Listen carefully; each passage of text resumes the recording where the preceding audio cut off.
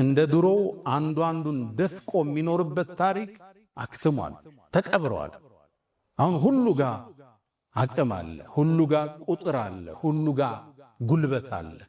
አሁን የሚነሳው ክፍተት፣ አሁን የሚነሱ ግጭቶች እንደ ድሮ በቀላሉ የሚቆሙ አይደለም። ውድመቱ ከባድ ነው የሚሆን። ድሮ አንዱ ኃያል ይሆንና ሌላውን ደፍጥጦ አስገብሮት ያድራል። አሁን እሱ አይደለችም የኢትዮጵያ ስሪት። ሁሉም አቅም መስርቷል። እንደ ድሮ ልደፍቀዋቸው ኢትዮጵያን ወደ ማትወጣበት ቀውስ ውስጥ ነው ከተናት የምናልፈው። በዓለማችን የቦክስ ታሪክ ውስጥ ረጅም ዙር የፈጀ የሚባል ቦክስ አለ። በ1893 የተካሄደ 7 ሰዓት ነው የፈጀ። 110 ዙር ነው የተፋለሙት። ፎቶዎችን ብታያቸው ሁለቱም ደም ለብሰዋል፣ አሸናፊውም ተሸናፊ። እንዲህ አይነት ዙር ነው ኢትዮጵያ ውስጥ የሚከሰተው። አንዱ አንዱን ቶሎ ደፍጥጦት ደፍቆት የሚቆም ፍልም አይደለም ይሆን። አንዱ ሲነሳ አንዱ ሲመረቅዝ እችን ሀገር እንዳልነበረች እናደርጋታለን። እሱ እናንተን ላይ ያሳስባችሁ ይችላል። እኛ ግን ኢትዮጵያ ታሳስበናለች። የነብዩ አደራ ስለሆነች። ሁለተኛ ለአዲሱ ትውልድ ምክሬ በትውልድ ግንባታ ውስጥ ተስፋ መልካምን ነገር እንዲያስብ ማድረግ የማህበረሰብን የማነጫ አንዱ ቅመም። የሰው ልጅ ስታኖረው ተስፋ ሰጠው ነው። አይዞ ይነጋል፣ ችግሩ ሲበዛበት ሊነጋ ሲል ይጨላልማል እያልክ ነው ተስፋ ለሰው ልጆች የምትመግበው። ለዛ ነው ነብዩ አለይሂ ሰላቱ ወሰላም ሐዲታቸው ላይ በሽሩ ወላ ቱነፊሩ፣ አበስሩ ሰውን አታስበርግጉ ይላል። ቁርአን ላይ አላህ ይሄን ያጸነዋል። አላ ኢነ ነስረላሂ ቀሪብ፣ አዋጅ የአላህ ድል ቅርብ ነው ይላል። አለይሰ ሱብሑ ብቀሪብ፣ ንጋቱ ቅርብ አይደለም እንደ ይላል አላህ። ከጭንቀት በኋላ መፍትሄ አለው አይዟችሁ ይላል። ትውልድ የሚታነጸው ተስፋ በመስጠት ነገ የተሻለ ይሆናል ብሎ እንዲያስብ በማድረግ እንጂ አገር ሙታለች ዳስ ጣል ብለህ ለትውልድ አይነገር። ወስያዬ ለወጣቶች እሱ ነው። ዳሱን አፍርሱትና ደስ የሚለው ተስፋ ላይ ተቀጣጩ። እቺ ሀገር የተሻለች ትሆናለች። እቺ ሀገር ከስንክሳሯ ወጣ ወደ ከፍታዋ መውጣቱ አይጠራጠር። ከውልደት በፊት እርግዝና አለ። እርግዝና ምጥ ይበዛዋል። እርግዝና ማቅለሽለሽ አለው። እርግዝና ቦሚት አለው። እርግዝና ወገብ ያማል፣ አስተኙኝ ይላል። እቺ ሀገር በምታደርገው የግንባታ ጉዞ ውስጥ ስንክሳሮች አይጠፋትም። ሙእሚን ግን የነገውን ብርሃን አሁን ላይ ቆሞ የሚያማትር ማለት ትውልድን አገር ፈርሳለች ዳስህን ጣል ተብሎ አይገነባ። ይሄ ማህበራዊ ሳይንስን የማያውቁ ግለሰቦች ናቸው። ትውልድ እንዴት እንደሚነታነጽ የሊደርሺፕን ሳይንስ የማያውቁ ገጣሚዎች፣ አዝማሪዎች ናቸው የሚሉት። ብዙ ጊዜ ችግሩ ምንድነው? ታዋቂ ሰው ስትሆኑ ማህበረሰብን አትቀላቀሉ። ይሄ ፈተና ይገጥመናል። እኔ ሁሌ እላለሁ ለጓደኞቼ ከእስር በፊት ያለው እኔና ከእስር በኋላ አንድ አይደለም። እስር ቤት ውስጥ ስትገባ ሁሉም ብሔር ስታገኝ ዱርዬውን፣ ባለሀብቱን፣ ኦሮሞውን፣ አማራውን፣ ጉራጌውን አብረህ ስትኖር ስትበላ የኖረኝ ስዕል ግንዛቤና ከዛ በፊት የነበረኝ አንድ አይደለም። ስትቀላቀለው ማህበረሰቡን በትክክል እቺ ምድር ታውቃታለህ፣ ኢትዮጵያን ትረዳታለህ። ኢትዮጵያ የነብዩ የኛ አደራ ነች። ኢትዮጵያን መጠበቅ፣ ሰላሟን መጠበቅ፣ የጉርብትናን ሐቅ መጠበቅ፣ ለዚች ሀገር እድገት ቅድሚያ ተሰላፊ መሆን የነብዩን አደራ ከመጠበቅ ነው። ኢትዮጵያን ካልነኳችሁ አትንኳት። እሷ የእውነት ምድር ነች። እሷ ውስጥ ሰው የማይበደልበት ፍትሃዊ ንጉሥ አለ። እንድች የተባለች ምድር የለችም ዓለም ላይ። ኢትዮጵያ በርካታ ምሁራንን ያወጣች፣ ልሂቃንን ያመረተች፣ በርካታ ዑለሞችን ያወጣች፣ በርካታ ኡስታዞችን የወለደች ማህፀነ ለምለም ኢትዮጵያ አላህ ዘንድ የተለየ ቦታ ያላት የመጀመሪያው የስደት ምድር የቢላል አፈር ኢትዮጵያ። እቺ ሀገር ለሌላው ዘፈን ማሻሻጫ ልትሆን ትችላለች፣ ለሌላኛው ደግሞ የፖለቲካ ፓርቲ ውድድር ማጣፈጫ ቅመም ልትሆን ትችላለች። ለኛ ግን መለኮታዊ ክብር የተሰጣት የነጃሽ ውርስ የቢላል አገር የኡማ የምን ምድር ነች። ይሄን ካርዳችን ዛሬው ሌላው ቀምቶ አግላይ ፖለቲካን እያወራ አግላይ አስተሳሰብን እየከተተ ለሷ እሱ ዘብ እንደሆነ ሲናገር በምናይበት አሳፋሪ ወቅት ላይ እኛ ሙስሊሞቹ እኛና ኢትዮጵያን መነጋገር ዳግም በእኛ ላይ ግዴታ ይሆናል። እንደምታውቁት ነቢዩ ዓለይሂ ሰላቱ ወሰላም የአብርሃምን መንገድ ለማስቀጠል የሙሳን ፋና ለማስቀጠል የኢየሱስን መንገድ ለማስቀጠል ጥሪውን ይዘው መካ ላይ ሲነሱ መካ ለሳቸው ምቹ አልነበረች። ባልደረቦቻቸው ወደ የት ይሸሹ?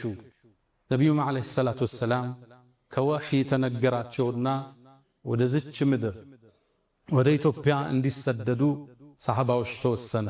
ጃዕፈር እየመራቸው የመጀመሪያው ቅፍለት ወደ ዝች ሀገር ተመመ፣ ወደ ኢትዮጵያ። ኢትዮጵያ ያኔ እስልምናን በትክክል ስትቀበል ከመካ ውጭ ሳውዲ አረቢያ ውስጥ ያሉ ሀገራቶች እንኳን ክፍለ ሀገራቶች መዲናን ጨምሮ እስልምና የሚባል አያውቁትም ነበር። አሁን የነቢዩን መናገሻ መዲነቱል ሙነወራ ከሷ በፊት 7 ዓመት በፊት እስልምና ኢትዮጵያ ውስጥ ገብቷል። ኳታር እስልምና ከመግባቱ 13 ዓመት በፊት ኢትዮጵያ ውስጥ ገብቷል።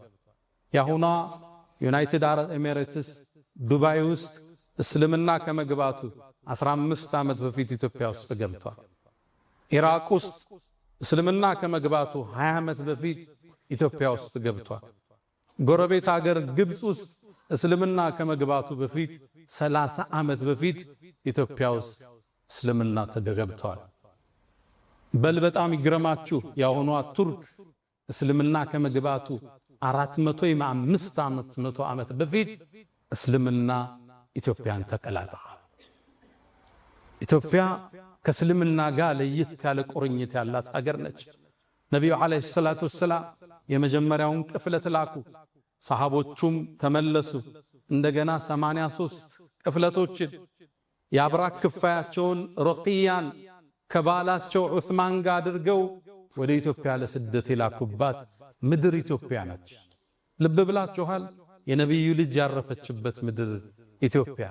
ጀነት ነቢዩን ዓለይሂ ሰላቱ ወሰላም በሶስተኛ ደረጃ ተከትሎ ይገባል የተባለው ዑስማን ብኑ ዓፋን፣ መላእክት ከሱ ያፍራሉ የተባለለት ዑስማን ኢትዮጵያን ረግጧል። እነ ጃዕፈር ረግጠዋል። ስለ ኢትዮጵያ ያለን ዕውቀት እጅግ ቁንጽልና ትንሽ ብቻ ነው። የነጃሺ ምድር ነች። ፍትሃዊ ንጉሥ የእውነት ምድር ነች ኢትዮጵያ። ነጃሺ ሲታወስ የመጀመሪያ የሰለመው ንጉሥ ማለት ነጃሺ። ኢትዮጵያን ጸሐፍቶች ግማሹ አምነው ግማሹ ቢያስተባብልም ዓለም ላይ ያሉ ዕውቅ ጸሐፍት ይህን ታሪክ ያረጋግጣሉ። ከዛም በላይ የአላህ ምስክርን ቁርአን ላይ ይበቃናል። ነቢዩ ዓለይሂ ሰላቱ ወሰላም ዳዕዋቸውን ይዘው ሲነሱ አስተባበሏቸው። ወየቁሉ الذين كفروا لست مرسلا፣ እነዛ ከሃዲያን እኮ አንተ የአላህ ነቢይ መልእክተኛ አይደለህም ይሉሃል። ቁል ብለህ በላቸው ከፋ ሸሂደን በይኒ ወበይነኩም፣ በእኔና አንተ መሃል እኮ ከምስክር በኩል አላህ ይበቃናል በላቸው። ወመን ዒንደሁ ዒልሙል ኪታብ፣ አሊያም ያ ሰውዬም አብሮ ምስክር ይሆናል የመጽሐፉ ዕውቀት ያለው ሰው። ወመን ዒንደሁ ዒልሙል ኪታብ፣ ይሄ ግለሰብ ማን? ሁለት ሪዋያ አለ። አንደኛው መዲና ውስጥ የነበረው ታዋቂው የይሁዶቹ ምሁር አብደላህ ብን ሰላም፣ ሁለተኛው ነጃሺ ነው የሚል ተፍሲር አለ። አላህ ለነቢዩ ነቢይነት ምስክር ራሱን ጠርቶ ከዛ ማስከትሎ ነጃሺን የጠቀሰለት የተከበረ ንጉሥ። ነጃሺ ዓለይሂ ሰላም ሲሞት አላህ በወሕይ ለነቢዩ ነግሯቸው፣ እሱ የሞተው ኢትዮጵያ ውስጥ ነው፣ ነቢዩ ያሉት መዲና ውስጥ ነው። በወሕይ ተነግሯቸው ዛሬ ደግ ወንድማችሁ ነጃሺ አልፏልና ሶላተል ጋይብ እንስገድበት ብለው የሩቅ ሶላት የተጀመረበት ዛሬ ይሄም መስጊድ በሰየምንለት ታላቁ ንጉሥ በነጃሺ ነበር የተጀመረ። ሶላተል ጋይብ ሲሰገድ ስናይ ነጃሺ ዝች ምድር ላይ ይታወሳል። ፍትሃዊው ንጉሥ፣ አሸናፊው ንጉሥ፣ አማኙ ንጉሥ ነጃሺ። እሱን እናስታውስ ዘንድ በአፍሪካችን ትልቁ የሚባለው ይሄን ትልቅ ኢንስቲትዩት በሱ እንዲወሰንም መታሰቡ ለዛ ነው። ኢትዮጵያ ከእስልምና ጋር ጥልቅ ቁርኝት ያላት ሀገር ኡሙ አይመን ኡሚ ባዕደ ኡሚ ያሏት ነቢዩ ዓለይሂ ሰላቱ ወሰላም ከእናቴ በኋላ እናቴ ናት ያሏት ኡሙ አይመን እሷ እኮ ኢትዮጵያዊ ነች። እኛ እኮ ነቢዩን ያጠባችው እናት እናታችን ነች። በነብዩ ደሙስ የሐበሻ ደም አለ። እኛ ከነብዩ ደም ጋር ተቀላቅለናል። ከጅማታቸው ጋር አብረን ተሰፍተናል። ኢትዮጵያና እስልምና አንድና ያው ናቸው፣ ሚለያዩ አይደለም። ኢትዮጵያ የቢላል ምድር ነች። የነብዩ አለይሂ ሰላቱ ወሰላም የመጀመሪያው ሙአዚን ቢላል ረዲየላሁ ተዓላ ዐንሁ። ምን ነው ቢላል ኮቲህን ጀነት ውስጥ ሰማሁት የተባለለት ቢላል። የሰው ልጆች ሁሉ ጀነትን ይናፍቃሉ። ጀነት ደግሞ ምትናፍቃቸው ሰሃባዎች አሉ ተብለው ከተጠቀሱት ውስጥ አንዱ ቢላል ይገኝበታል። እኛ ጀነትን እናፍቃለን፣ ጀነት ደግሞ ቢላልን ትናፍቃለች። የሱ ምድር ነች ኢትዮጵያ። አሳዛኝ ሆኖ ትርክቱ ተበላሽቶ በቢላል ስም የሚጠራ ጎዳና ማጣታችን፣ በቢላል ስም የሚጠራ ሙዚየም ማጣታችን አሳዛኝ ነው። እንደ ሀገር እንደ መንግስት ማለቴ ቱርኩስ ብትሄዱ ከኛ በኋላ 400 500 ዓመት እስልምና የተቀበለው ቱርኩስ ካሏት 85000 መስጊዶች ውስጥ በርካቶችን ቢላል ተብለው ተሰይመዋል። ቱርኩስ ሙአዚን ሆነ ስትመረቅ ሰልጥነ የቢላል ወራሽ የሚል ሰርቲፊኬት ይሰጣል። ኩዌት ውስጥ ብትሄዱ የቢላል ጎዳና የሚል ታገኛላችሁ። ሳውዲ አረቢያ ውስጥ ያልተወለደበት እቺ ምድር ትላልቅ ሰሃባዎችን የነብዩን ባልደረቦችን ያመረተች ምድር ኢትዮጵያ። ኢትዮጵያ ለኛ ቀልድ አይደለች። ለሌላው ዘፈን ማሻሻጫ ነው፣ ሌላው ስልጣን ማጽኛ ነው፣ ለሌላው የፖለቲካ ካርድ መሳቢያ ነው። ለኛ ግን የነብዩ አደራ ነች። እኛንን የመጀመሪያው አንሷሮቹ ሙሃጅርና አንሷር እንሰማለን። ከመካ ተሰደዱ ወደ መዲና ስደተኞች አሉ፣ ሙሃጅር አንሷር አሉ፣ ዲኑን የረዱ። እኛንን ግን የመጀመሪያው አንሷሮች ለዚህ የነብዩ ሰሃባ ባልደረቦች የተቀበልን ኢትዮጵያ 31 ሰሃባዎች ከርሰ ምድሯ ውስጥ አጸደገላቸው አረፏል። 31 ሰሃባ እንደተቀበሩ ታውቃላችሁ? ይህን ታሪክ ማን ያወራን? ቱርክ ውስጥ አንድ ሰሃባን የተቀበሩ ኢስታንቡል ጫፍ መግቢያ ላይ አቡ አዩብን አልአንሳሪ እዚህ ኹጥባ ላይ አንስተነዋል። ቱርኮቹ ይሄን አንድ ሰሃባ አገኘን ብለው ሱልጣን የሚል የነገስታት ማዕረግ ሰጠውት፣ ዘበኛ አስቀምጠውለት፣ መስጂድ ከጎን ሰርተው አሁን የሚጎበኝ የቱሪስት መስህብ አድርገዋለች። ቻይና ውስጥ ያለው አንድ ሰሃባ ነው። እሱ ግን ተካብዶ ኢንሳይክሎፒዲያ ውስጥ ታገኙታላችሁ። ኢትዮጵያ 31 ሰሃባዎች ያረፉባት ምድር ነች። በርካታ ሰሃባዎች እትብታቸው የተቀበረበት የተወለዱበት መሬት ነው ኢትዮጵያ። ለኛ ኢትዮጵያ ቀልድ አይደለች። የነብዩ አደራ ነች። የነብዩ ሰሃባዎች አሻራ ያለበት ምድር ነች ኢትዮጵያ ስትባል። ለሌላው ቀልድ ማጫወቻ፣ ማላገጫ፣ ማዳመቂያ ሊሆን ይችላል። እኛ እንደሷ እንደራደረ መዝቻል። ለኛ ልዩ ሀገር ነች። የመሻይኾች ምድር ነች። የዑለማዎች ምድር ነች። በርካታ ዓሊሞችን ያፈለቀች ሀገር ነች ኢትዮጵያ። እቺ ምድር ከኛ ጋር ሲታወስ ትልቅ ቁርኝት አላት። ይህን ታሪኳ ግን ዛሬ ተቀብሮ አግላይ ጸሐፊዎች ጽፈዋት ኢትዮጵያ የሆነ ቀለም እንድትዝ የሆኑ ሰዎች ውርስ ብቻ እንድትመስል አንዱ መጤ ሌላኛው ደግሞ ባለርስት ተደርጎ እንዲታሰብ ተደርጓል። የዘመኑ ምሁራኖች የኢትዮጵያ ታሪክ እንዴት ተጠና ብለው 3 እርከኖችን ያወርዳሉ። አጋጣሚ ዩኒቨርሲቲው እጃቸው ላይ ገባና ህገ መንግስትን የማርቀቅ ዕድል እጃቸው ላይ ወደቀና ይችን ሀገር በወዟት ታሪኳን አጠፉት። ሌላውን አስጠግተው ከፈለውን አገለሉ። ታሪክ የሌላት እምታወዛግል ሰላሟ ሁሌም ስጋት ውስጥ ያለ ሀገር አደረጓት። አንዱን አገለው አንዱን አቀፉ። የተገለለው እኔስ ማለቱ ሁሌም አይቀር። ታሪክን ሲያጠኑ በ3 እርከን አጠሉት። የመጀመሪያው ሴሌክሽን ይሉታል፣ መምረጥ ታሪክ። ሁለተኛው ኦሚሽን፣ ሌላውን ታሪክ መደበቅ። መደበቅ ያልቻሉትን ደግሞ 3ኛው እርከን ዲሞናይዜሽን፣ ማጨላለም ይባላል። የመጀመሪያው ሴሌክሽን ትመርጣለህ። አክሱምን ትመርጥና የሐረርን ግንብ ትረሳለህ።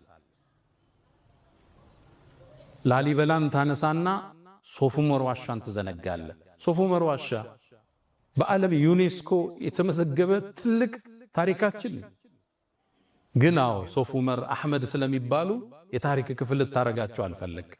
በርካታ ዑለማዎች የወጡበት ያ ዋሻ ዓሊሞች የፈለቁበት ነው። በበርካታ ቋንቋ ኪታቦች የተቀራበት ዋሻ ነው። ግን የታሪክ ፓርት ልታረገው አልፈለግ። እሱ ዘለኸው አልፋ ልትዘለው ደግሞ ያልቻልከውን ታጨላለመዋለህ። ዲሞናይዜሽን ምኒልክ ብለህ ታገዝፈውና ኢማም አህመድ ሲመጣ ደግሞ ግራኝ የሚል ታፔላ ተሰጠዋል። በዚህ መልኩ ሀገር አትሰራ። ታሪክ ሶስት ነገሮች ላይ ይነጥራል። የመጀመሪያ ሂስቶሪካል ፊገር ይባላል። ግለሰቦች አሉ የሚታወቁ የሚነሱ። ሁለተኛው ሂስቶሪካል ኢቨንት አለ፣ የተከሰተ ክስተት አለ እንደ አድዋ አይነት እንደ ሌሎች። ሶስተኛው ሂስቶሪካል ፔሪድ አለ፣ ጊዜ አለ። ሶስቱን ግን ቅድም ባልኳቸው የምርጫ ዘይቤ ተመርጦ የኢትዮጵያ ታሪክ ምንድነው ስትል እየተዘለለ እየተመረጠ የተወሰኑ ሰዎች ብቻ የሚታወሱበት ሌሎች የተደፈቁበት ሀገር መሰረት። ይሄ የታሪክ ትርክትና አስተሳሰብ ነው ዛሬ አክሱም ላይ ያሉ ወንድሞቻችንን መከራ እያበላቸው ያለ። አክሱም የኢትዮጵያ ክፍል ነች። መጀመሪያ እስልምናን የተቀበለ ምድር ነው። ሙስሊሞቹ እዛው ተወልደው ቋንቋቸው እዛው እትብታቸው እዛው ተቀብረው ዛሬ ለመቀበር 30 እና 50 ኪሎ ሜትር ከከተማዋ መውጣት ይጠበቅባቸው። ለምን ስትላቸው አክሱም ዳግማዊ ኢየሩሳሌም ነች ይለዋል። እሺ ኢየሩሳሌም እስራኤል ውስጥ መስጂድ አለ፣ ሙስሊሞች አሉ፣ ሙስሊሞች ይከበራሉ ዋናው ቦታ ላይ። እዚህ ለምን ከለከልካቸው? ሕገ መንግስቱ የሃይማኖት ነፃነትን አውጇል። አንተ ለምን ነፈካቸው? አክሱም ውስጥ መጠጥ ቤቶች አሉ፣ ሺሻ ቤቶች አሉ፣ ይጠጣል፣ ይጨሳል። ሶላት ያው ሙስሊሞች የመርየምን ቅድስነት የተቀበሉ የኢየሱስን ነብይነት ያጸደቁ ክርስቲያኖችን የመጽሐፍ ሰዎች ብለው ያሉት ሙስሊሞች መጠጥ ከሚጠጡ ተራቁበት። ምናልባት በዚህ አጋጣሚ ክቡር ጠቅላይ ሚኒስትርን ለተናገሩት ንግግር አመሰግናለሁ። አክሱም ውስጥ ያሉ ሙስሊሞች 30 ኪሎ ሜትር ሄደው እንዲቀበሩ ከተገደዱ የሞቱት የከለከሉት ናቸው፣ ያ ሰውዬ አይደለም ብለዋል። ይሄ ትርክት ይሄን አስተሳሰብ ፈጥሮ አለፈ። ይሄ ቅድም ያወራሁት የታሪክ አጻጻፍ ሂጃብ እህቶቻችን ለብሰው እንዳይሰግዱ ስንክሳር ሆኖ አለፈ። አሁን በየፖለቲካው ምህዳር የምታዩት ንግዱ ቦታ ላይ የምታዩት ክፍተቶች ሁሉ የዚህ አስተሳሰብ ውጤት ነው። ከፈለው መጤ ከፈለው ደግሞ ባላገር። እሺ እንስማማ ብለህ ጠይቅ። እዚህ ሀገር ቀድሞ የገባው ማን ነው? ክርስትና ወይስ እስልምና? ከሰሜኑ አካባቢ ክርስትና ቀድሟል። አዲስ አበባን ይዞ ወደ ታች ደግሞ እስልምና ቀድሟል።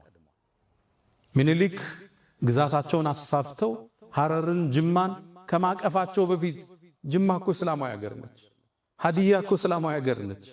ሐረር እኮ እስላማዊ ሀገር ነች። የእስልምና የመገበያያ ሳንቲም ያላት ሀገር ነች። የራሷ ጦር ያላት ክፍለ ጦር ያላት ሀገር እኮ ነች። እሷን ስታቅፋት እስልምና ቀድሞ ነበር እዛ ውስጥ። ስለዚህ አዲሷ ኢትዮጵያ ውስጥ የሆነ ቦታ ላይ ቀድሞ ይገባል፣ የሆነ ቦታ ደግሞ ቀድሞ ሌላ ሃይማኖት ገብቷል። የሁለቱ ውህደት ነች። የሚያዋጣን አንድ ነገር ብቻ ነው፣ መደመር፣ መሰላሰል፣ መሰባጠር፣ አብሮ መጓዝ፣ መጣመር ብቻ። መሰላል እንደምታውቁት ወደ ከፍታ ስንወጣ ሁለት ቋሚዎች አሉት፣ በርካታ ግድሞች አሉት። መሰላል ከዚህ ነው የሚሰራው። አንዱ ብሔር ከሌላኛው ብሔር ጋር፣ አንዱ ሃይማኖት ከሌላው ጋር ተሰናስኖ ነው ወደ ኢትዮጵያ ብልጽግና ከፍታ መውጣት የምንችለው። አንዱን ጥለህ አንዱን አንጠልጥለህ የኢትዮጵያን ህዳሴ ማረጋገጥ አንችል። ሁሌም መጠላለፍ መጠፋፋት ብቻ ነው። በማህበራዊ የለውጥ እርከን ውስጥ 3 እርከን እንዳለ ይነገራል። አንደኛው እኔ የሚባለው እርከን ነው፣ ዲፔንደንሲ የምንለው። ሁለተኛው ደግሞ አንተ የሚለው ነው፣ ለሌላው ዕዳን ማሸከም ዲፔንደንሲ ይደነዋል። ሶስተኛው ኢንተርዲፔንደንስ፣ አንዱ ካንዱ ጋር ሲገመድ፣ አብሮነትን ስታውጅ፣ ተባብረን እንደግ ስትል የናንተም የኛም ሀገር ነው። ሁሉም እኩል ነፃነት አግብቶ፣ ሁሉም ቤተ እምነቱን ገንብቶ፣ ሁሉም ሃይማኖቱን በነፃነት አድርጎ ከዛ በኋላ ያለውን በእውቀት እንደኛኝ ያና ሃይማኖት ከኔጋ በእውቀት አውርደን እውቀት ሲያሸንፍ አባል ይሆን። በማግለል በመግፋት ይችን ሀገር ወደ ላይ ከፍ ልናደርጋት አንችልም። አላ ወፈዐሉ الخيرات واستغفروا ربكم فطوبى للمستغفرين